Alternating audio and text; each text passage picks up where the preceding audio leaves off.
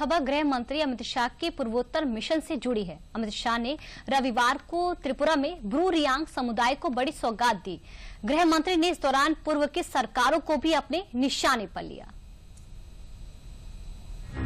अपने आप को गरीबों का मसीहा कहलाने वाले कम्युनिस्ट लाल भाई 35 साल तक यहां शासन किए। कांग्रेस पार्टी ने भी सबसे ज्यादा समय शासन किया, मगर ब्रू रियांग का दर्द नहीं दिखाई।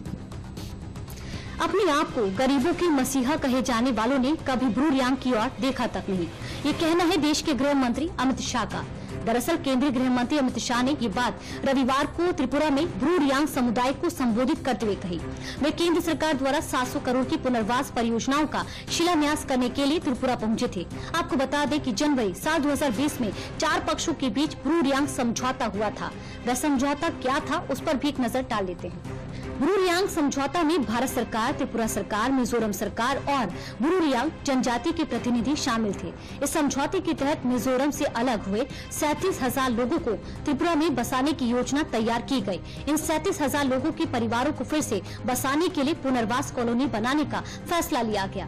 केंद्र सरकार ने इसके लिए 700 करोड़ के बजट भी आवंटित किया। इस योजना के तहत 40 फीट लंबा 30 फीट चौड़ा आवासीय प्लॉट प्रस्तावित था। वहीं उन्हें अपना घर बनाने के लिए 1.5 लाख रुपए दिए जाएंगे। 4 लाख का फिक्स डिपॉजिट और 2 साल तक हर महीने 5,000 और तय मात्रा में मुफ्त राशन का प्रावधान था।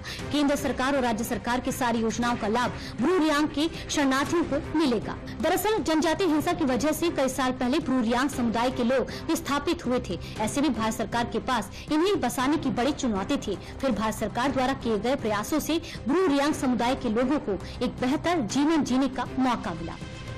ब्रू रियांग समझौते के तहत यहां पर एक गांव बसाया गया है।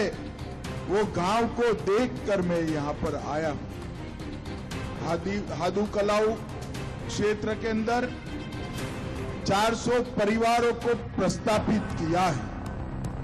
आज मैं सार्वजनिक रूप से कहना चाहता हूं कि मेरे अब तक के जीवन में जिस काम के संतुष्टि मिली है, संतोष मिलता है, आनंद मिलता है, ऐसे कुछ कामों में से ये काम है कि 38,000 ब्रू रियांग का सेटलमेंट भारतीय जनता पार्टी की सरकार ने।